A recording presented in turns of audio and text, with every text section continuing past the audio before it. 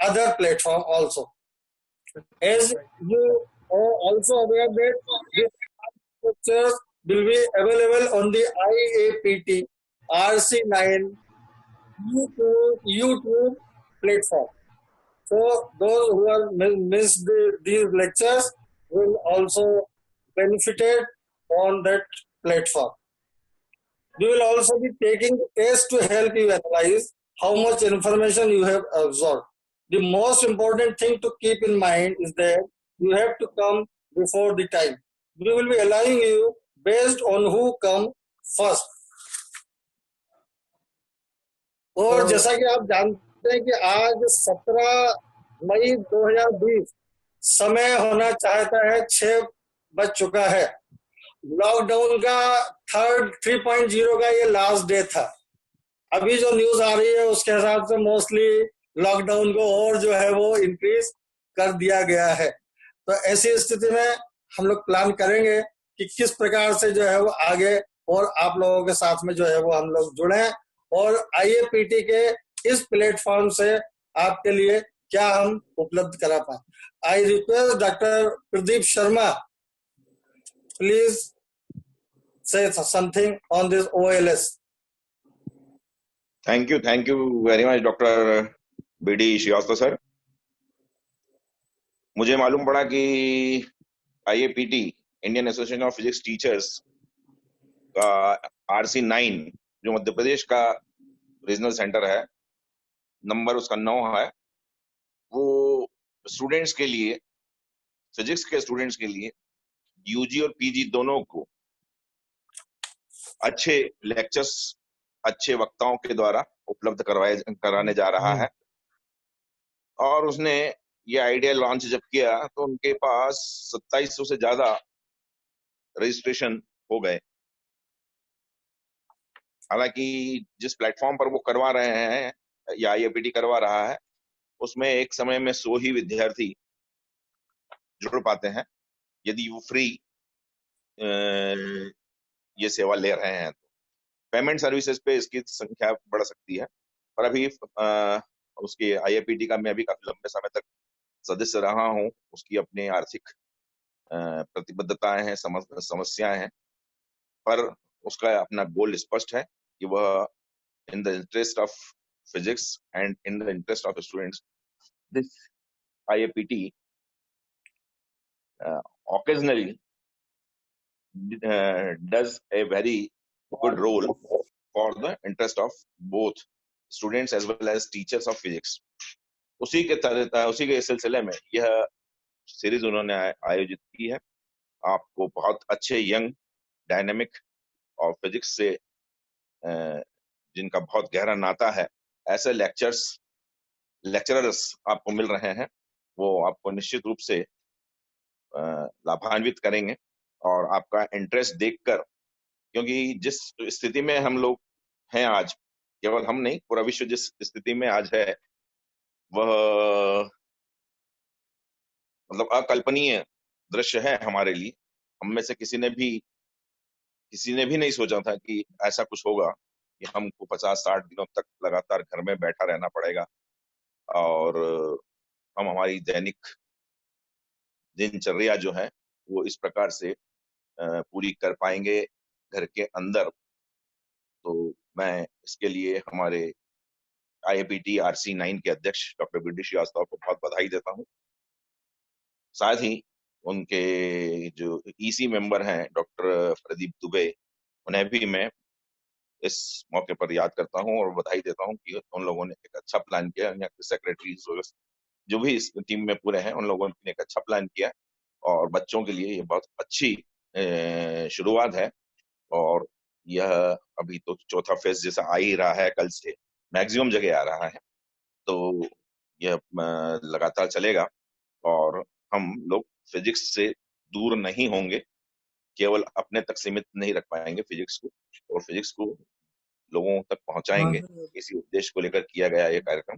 आप सभी को बहुत बहुत शुभकामनाएं और मुझे आपने इस अवसर पर याद किया, इसके लिए बहुत बहुत धन्यवाद. Thank you doctor Sharma.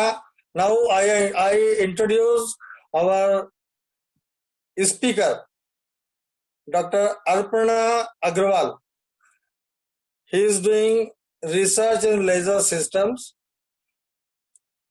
Today's topic is laser, different types of laser systems.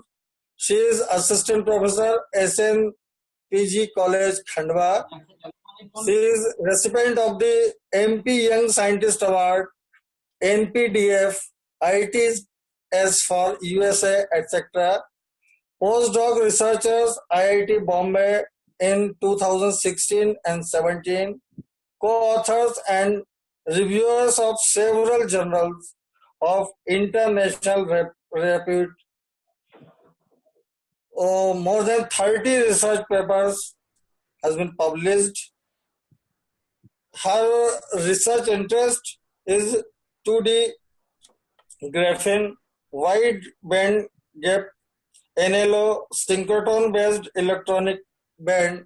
So she is very well versed on all the systems. And now I invite Dr. Arpana Agrawal for delivering a lecture. Thank you, sir. So first of all, thank you very much for giving me a chance to deliver a lecture in this physics online lecture series organized by IAPT RC09. So today I am going to discuss about the laser, solid state lasers, which is a prominent type of laser from the subject laser physics. So today we will be mainly focusing on Ruby laser and the NdArc laser systems. And from my lecture, I am expecting that the students, after completing this lecture, will be able to answer what are the criteria, how the lasers can be classified, what are the elements of the lasers, how the 3-level system and a 4-level laser system are different, how their working is different, the different applications of these lasers along with their restrictions. So this is the content of my talk. Firstly, I will briefly describe about the lasers, although Dr. Jitin Solanki from last few days has already discussed about the basics of laser, but I'll give a short glimpse of this. After that, I'll give a brief introduction about the laser systems, where I will focus on the Ruby laser with its construction and working, advantages and disadvantages of Ruby laser along with some of the applications.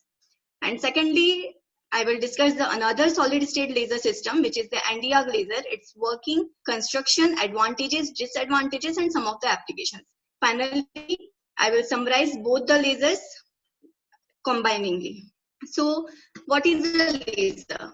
A laser is an application by accumulated emission of radiation. But the first thing that we should think of is why we need a laser. What are the properties that makes the laser different from the ordinary source? So here I have listed some of the fascinating properties of laser which make it different from the ordinary source, and it consists of monochromaticity, which means highly pure or a single wavelength laser, coherency, which means that all the photons that are emitting out of the laser are in phase, highly tunability, which means this laser beam is highly directional. The beam divergence or the angular divergence is very low, of the order of 0.007 microradians, which is quite small as compared to the ordinary light. And lastly, the high intensity. These laser lights are highly intense, and the interatomic field strength of this laser are comparable or greater than the interatomic field strength of the atom. So lasers are required mainly to have some efficient light matter interactions for various applications, and these are the processes of laser. The lasers process are mainly classified as absorption, where we incident a photon HU, which is equivalent to the energy difference of these two energy levels, and if we incident this photon to the ground state electron, this electron will absorb this energy and promote it to the higher energy state. The second is the spontaneous emission. The second is the spontaneous emission. As we know that everyone has a lifespan, so this higher energy level has its own lifespan of the order of 10 to the power minus 8 seconds. And after the end of this, this tenure, this lifespan, this electron will spontaneously emit and drop back to the ground state by emitting a photon. And the next one is the stimulated emission, which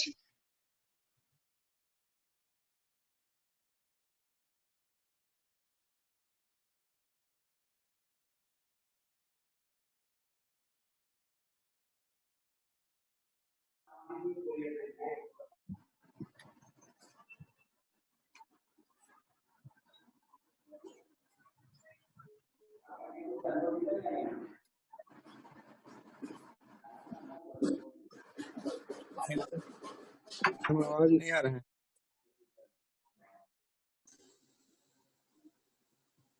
ma'am sound नहीं आ रहा, आवाज नहीं आ रही।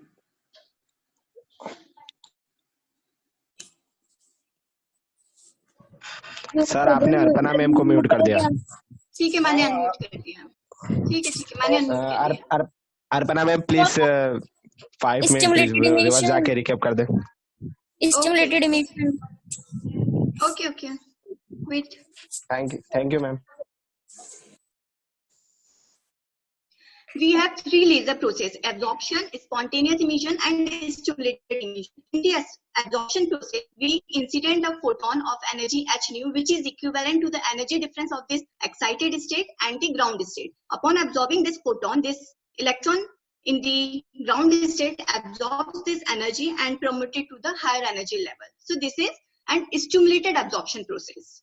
The second one is the spontaneous emission, where the electron, which is already residing in a higher excited state, drops down to the ground level after the end of its tenure, that is 10 to the power minus 8 seconds. This is the spontaneous emission. And in the stimulated emission, we have another photon of same frequency. When this electron is stimulated by a photon, then 2 photons which are in phase, they are coherent and in phase with twice of the energy of the incident photon has been obtained. So this is the laser rays. The laser rays has been started in early 1917 when Dr. Albert Einstein has given a concept and theory of stimulated light emission. And after this theory of stimulated light emission, several researchers has given so many theories and developed various laser systems. And in 1951, Charles Townes and his group has invented MASERS, which is microwave amplification of stimulated emission of radiation, and has been awarded the Nobel Prize in 1964. And later on in 1960, Sir Miamin has invented the ruby laser. And after 4 years, in 1964, Andiag laser has been invented by Sir Giuseppe Marcos and Sir Van Utet. And these inventions in this laser system has been going on as per our requirements. Now, what is our requirement? Our requirement is to have some efficient light matter interactions or some efficient applications in the medical field, spacecrafts, then in military sectors, industries, etc. So now we start with the type of lasers. The laser system has been broadly classified in 3 categories. Number 1 is, depending on the active medium, we have solid, liquid or gas laser. Then on the basis of the number of levels that a laser system can have, we have a 3-level laser system or a 4-level laser system. And depending on the mode of operation, that is the nature of the output that we get from the laser, we have continuous wave, CW, or a pulsed mode output. In this lecture, we will be mainly focusing on the types of laser based on the active medium. And these are the 3 types. If we have solid state laser when the active medium is in the solid form, and in this lasers, ruby laser and Andiag laser are some of the common examples. Then we have gas lasers where the active medium is in gaseous form. Here we have helium neon laser, which is an atomic laser system. Here the helium and neon, because of inert nature, they cannot form a molecule, and this is the atomic gas laser. And another one is the carbon dioxide laser, which is a molecular laser. And the another laser system is अभी meeting का time over होने वाला after 10 minutes. So सभी participants को ये है कि वो ज्वाइन करें नेक्स्ट लिंक से, ठीक है सर, है ना? Sir, rejoin with the same link. Okay, rejoin with the same link. हाँ. ठीक, continue. and the third is the liquid lasers, where the active medium is in the form of liquid, and dye lasers are the best example for liquid lasers. So first we will talk about the ruby laser. As I already said, in a breakthrough invention has been done by Dr. Meamin in 1960, and he invented the very first laser that we call the ruby laser, which is a solid state laser and is comprises of 3 levels. This is Sir Meamin, and this is the actual picture of the laser, and it is a very small sized laser and is too economical. So this is the construction of the ruby laser. This red color rod is the ruby rod, which is nothing but the chromium doped sapphire. Sapphire is Al2O3, and some of the aluminum ions in this sapphire are substituted with chromium ion. And this rod in the cylindrical form is inserted into this helical flash tube, and this helical flash tube is made up of is a xenon flash lamp, and this ruby rod is inserted within this flash lamp. So the optical pumping here is the pumping method here is the optical pumping, and the active medium is the ruby rod. This chromium ion, this Cr3 plus ion, is responsible for its pinkish color, pinkish or reddish color. And this whole system is placed inside a cavity where this ruby rod, both ends of this ruby rod are silvered with silvered. This end is a fully reflecting mirror, and this end is partially reflecting mirror, so that we can get the laser output.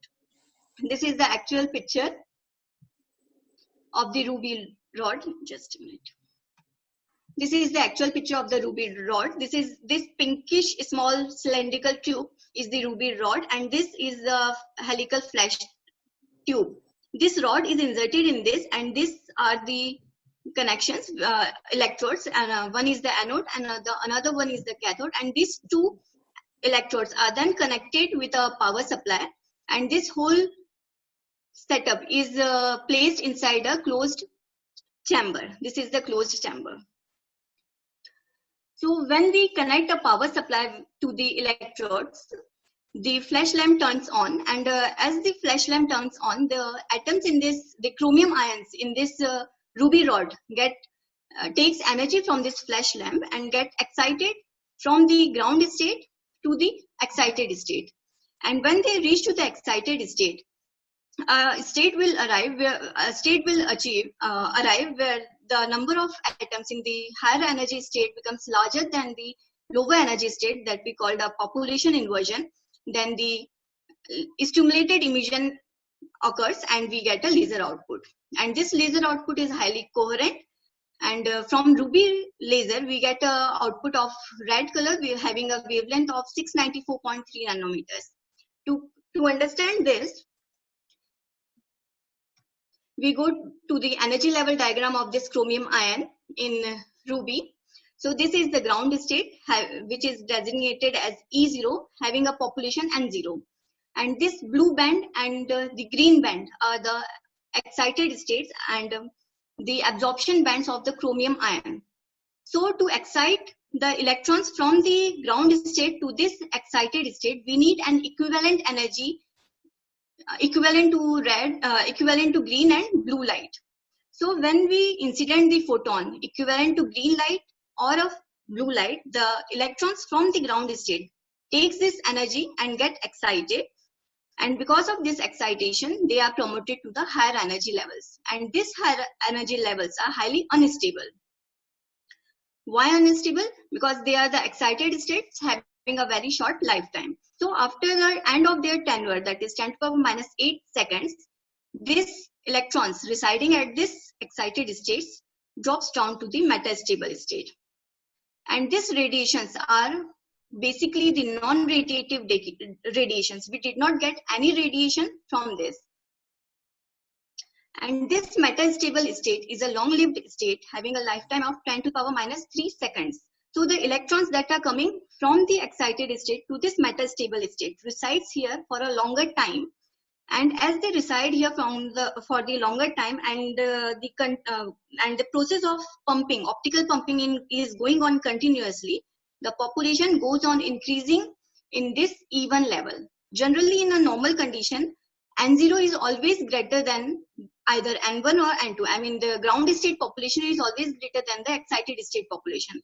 But when we achieve the population inversion, the population in the metastable states becomes higher than the population of the ground state. So we achieve a population inversion, and because of this population inversion, a photon is emitted via stimulated process, and this stimulated photon travels parallel to the resonator axis. I mean, it follows the paraaxial approximation, and because of this, they again strike another electrons within the active medium. Because of the multiple reflections from the mirror and the striking process with the another electrons within the active medium, we get a more intense laser output, which is highly coherent, and we get a red color laser output of wavelength 694.3 nanometers. So this is the absorption band of the green light and the blue light, which is from 400 to 550 nanometers, and this is the obtained ruby laser light, which is at 694.3 nanometers. So after this after the working of this ruby laser, I would like to mention some of the advantages and disadvantages. And firstly, this ruby laser is quite economical, and its construction and function is self-explanatory. And if we talk about the disadvantages, then we all know that a 3-level laser system requires a high pump power as compared to the 4-level laser system, almost double from that of the 4-level laser system. So the laser this laser requires a high pumping power, and because of this, the efficiency of this ruby laser is quite low. And another reason for the low efficiency is this laser can use only the green component of the pumping light, while the rest of the component are left unused. Green and blue is only used for the pumping. Secondly, the output of this laser is in the form of pulses. We cannot get a continuous wave output from the ruby laser. And since we are using this sapphire, chromium doped sapphire as an active medium, so there are some crystalline imperfections in the sapphire crystal. Because of these crystalline imperfections, we have some defects in this laser system. In spite of such flaws, this laser is widely used in various applications, like in holography. We can construct and reconstruct the holograms using the ruby laser. Secondly, this laser can also be used for the removal of tattoos and hair removing therapies. And since it is a low output power laser, so we can use this laser to make toys for children as well as for decorative purposes. And apart from this, we all have seen these lasers in our labs. So this is a widely used laser that can be that is available in our institutes for science programs.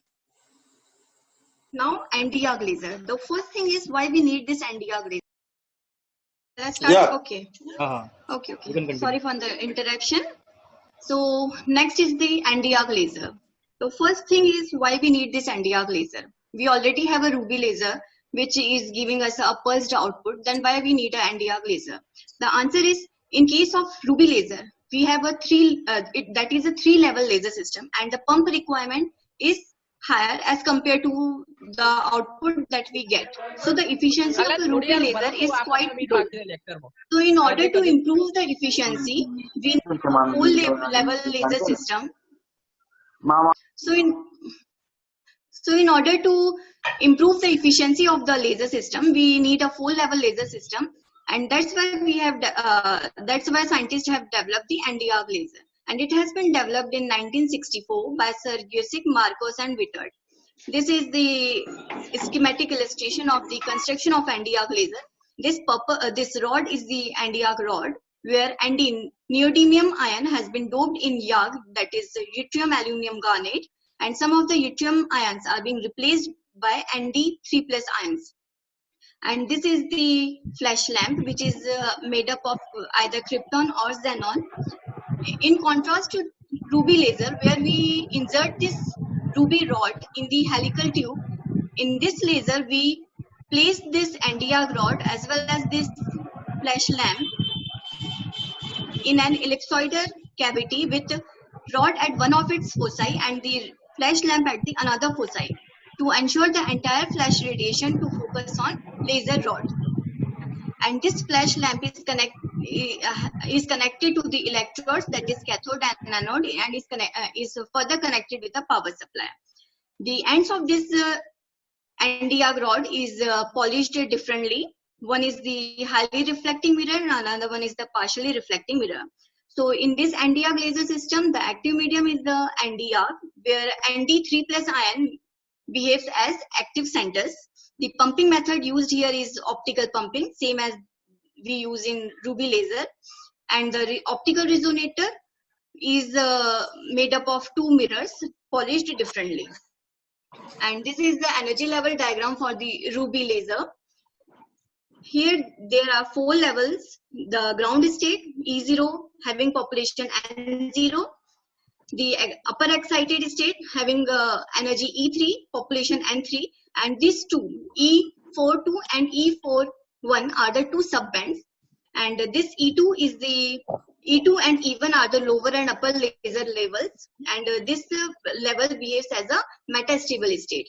Here this nomenclature that I have used here is 4i 5/2, 4f 5/2, and 4i, it should be 4i 9/2, and 4i 11/2.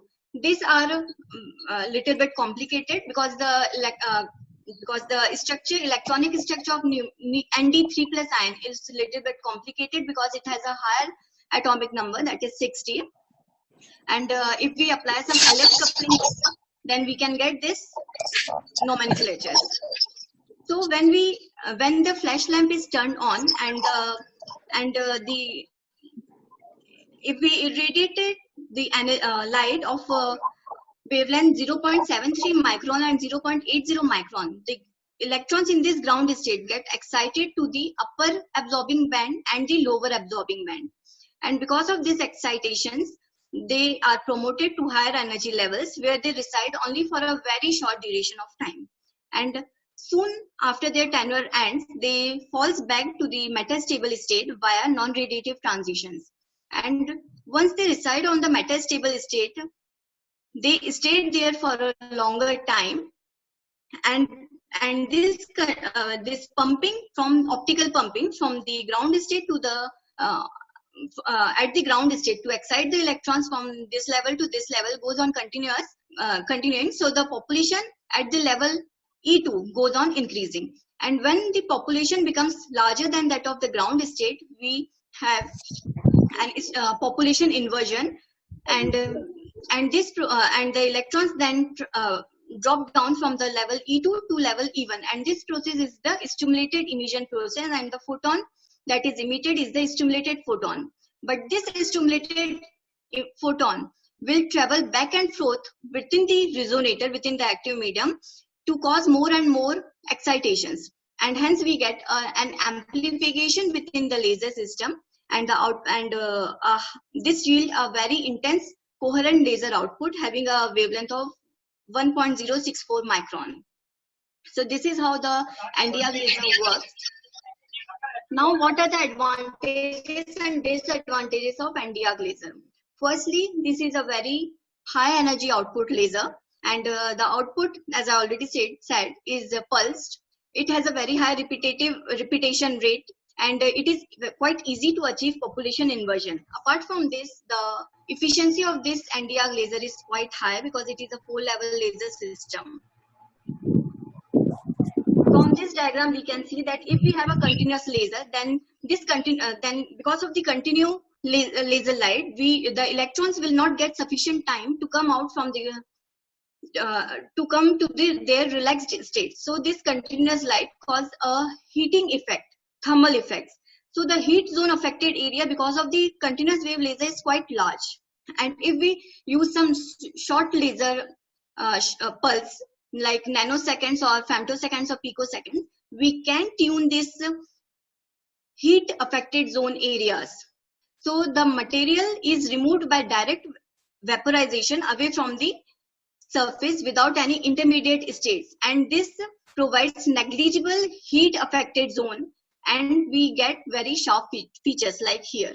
And the only disadvantages of this laser is the complicated energy level structure, because of which and the second one is this laser, the output of this laser is 1.064 micron, which falls in the IR region. IR region means they are invisible. So if we don't take care while using this laser, it may cause damage to us, like our eyes or other parts. Now finally, the applications of this Nd:YAG laser. This laser has been widely used in the field of research, in the field of medical science, in the field of industry sector, as well as in the field of nonlinear optics. In the field of research, this is used primarily, basically used for thin film depositions, where this is the target material and this is the laser and this is the substrate over which we want to develop our film. If we irradiated this laser, which is Nd:YAG laser, to this material, the particles in this material get evaporated and deposited on this substrate. This is how we can develop a thin film. Secondly, it is used to remove the black marks or something, and it can also be used for dental surgery.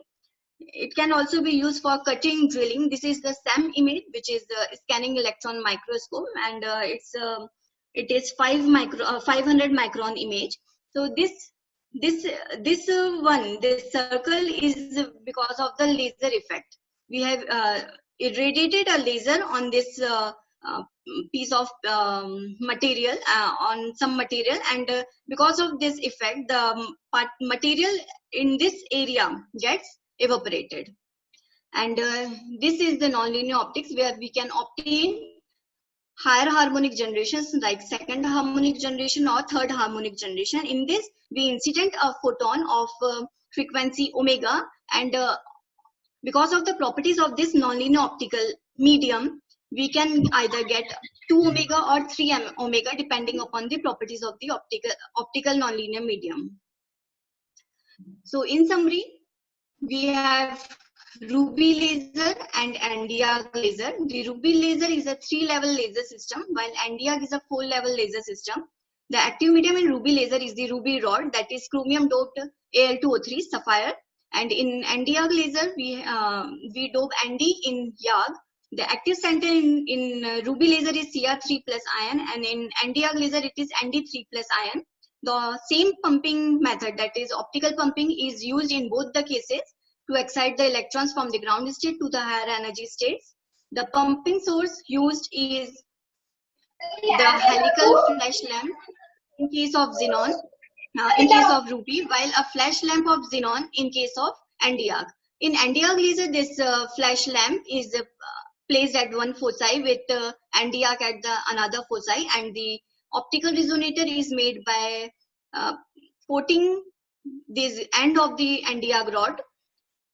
And in case of Ruby laser, the ends of the Ruby rod are kept in an optically coated mirror, silvered differently. The output of a Ruby laser is quite low, whereas the output of the Nd:YAG laser is quite high. The nature of the output in both the cases are pulsed wave, and the wavelength emitted in Ruby laser is in the visible light, having a wavelength of 693.4 nanometers, while in Nd:YAG it is in the IR region, which is invisible, having a wavelength of 1.64 micron. So thank you. Any questions? In the excitation of electron in Nd:YAG laser, first there is a non-radiative process, after Yes. that radiative, Yes. and we get output from 3rd to 2 level. Yes, because this one again is a non-radiative transition. The laser output is obtained from the transitions occurring from level E2 to E1. Because How in laser systems, the laser can be the stimulated emission can only be obtained from the metastable state. yes, We need a ma'am. metastable state to get laser output. Okay, Okay. somebody has asked about that. How we can calculate the maximum energy for every pulse in a laser system? Maximum energy? Energy pulse in laser system.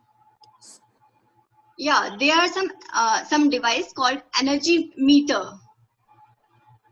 As well as I think we also can calculate if we have a repetition rate.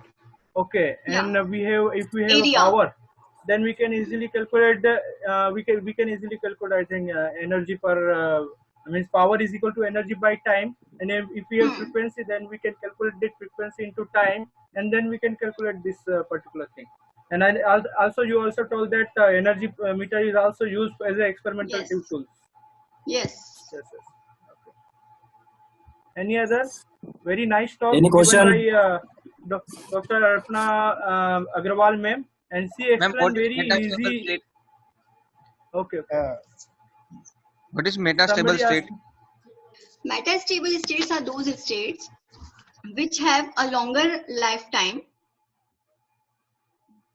of the order of 10 to the power minus 3 seconds.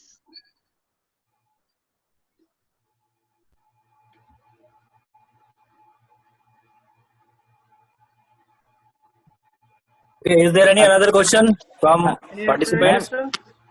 Ma'am एक question था. Hello. हाँ. Okay. Ask the question. Please ask question. Or if you can write on the ये proper voice नहीं आ पा रही. ठीक है. Nitin Okay, Negi so have some questions. Excuse me, ma'am. Nitin Yeah. Negi have some question. If he hears, he will ask. Can you hear? Yeah, I Yes. can hear you. Yeah, you can continue. You can speak. Excuse me, ma'am. You can speak. Yes.